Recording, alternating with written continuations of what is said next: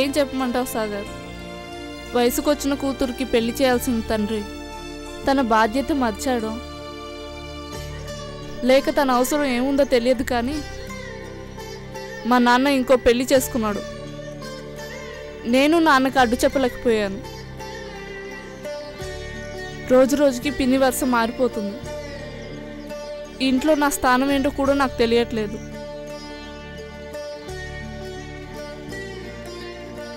నేను వాళ్ళకు అడ్డుగా ఉన్నానని డైరెక్ట్గా చెప్పేస్తుంది. నేను ఎక్కడికి వెళ్ళను.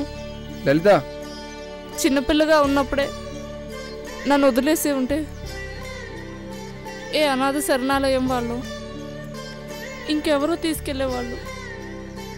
కానీ ఇప్పుడు ఈ వయసులో బయటికి వెళ్ళాలంటే ఎక్కడికి వెళ్ళను. అందరూ కోరికతోనే చూస్తారు.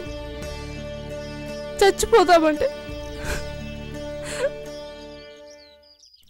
ఆ చావు కూడా.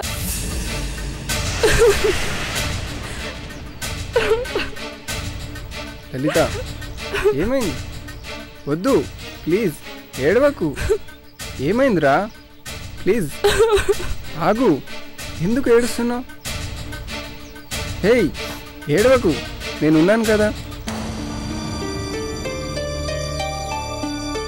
లలిత, కన్నె పిల్లలు అందరూ కలలు కన్నట్టు నాకు గ్రాండ్గా పెళ్లి చేయలేరు.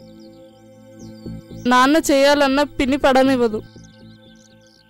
నాకు క్లియర్గా తెలుస్తుంది. మినిమం ఫార్మాలిటీస్ లేకుండా ఈ రోజుల్లో ఎవ్వరు. లలిత, బిలీవ్ మీ, నువ్వుగా ఇలా వచ్చినా ఆనందంగా స్వీకరిస్తాను. I love you so much రా. జీవితాంతం సంతోషంగా చూసుకుంటాను. ఇప్పటి నుంచి నీ బాధ్యత నాది. I promise you. సాగర్, అంతా నీ ఇష్టం. నువ్వెప్పుడంటే అప్పుడే నేరుగా మా ఇంటికి తీసుకెళ్తాను.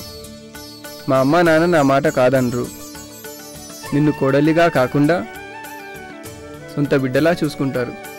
నువ్వు ధైర్యంగా ఉండు ప్లీజ్ లలిత. నీకెప్పుడు కష్టం అనిపిస్తే అప్పుడు నిన్ను మా ఇంటికి తీసుకెళ్తాను. ఓకేనా? ఓకే, వెళ్దామా?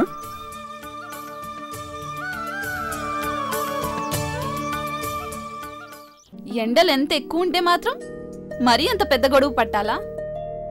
ఉదయాన్నే పేపర్లో చదివాను, నిన్న కాసిన ఎండలకు వడదెబ్బ తగిలి రాష్ట్రంలో 130 మంది చనిపోయారంట.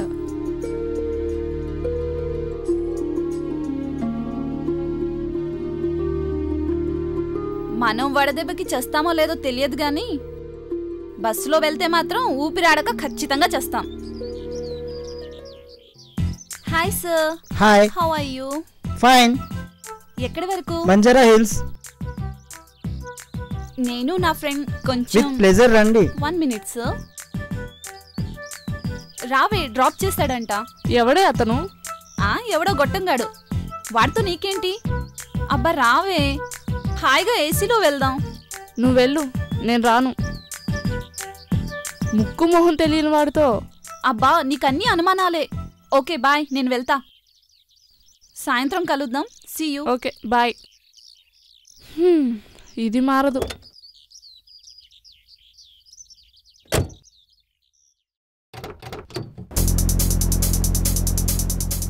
మీ ఫ్రెండ్ రాదా?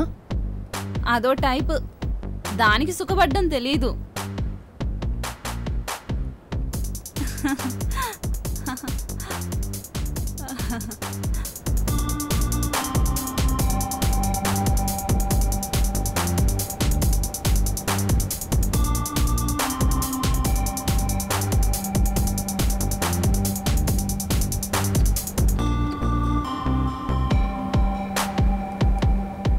మీరు ఎక్కడుంటారు? బంజారా హిల్స్. ఫ్యామిలీతోనా హాస్టలా? హాస్టల్. చదువుకుంటున్నారా?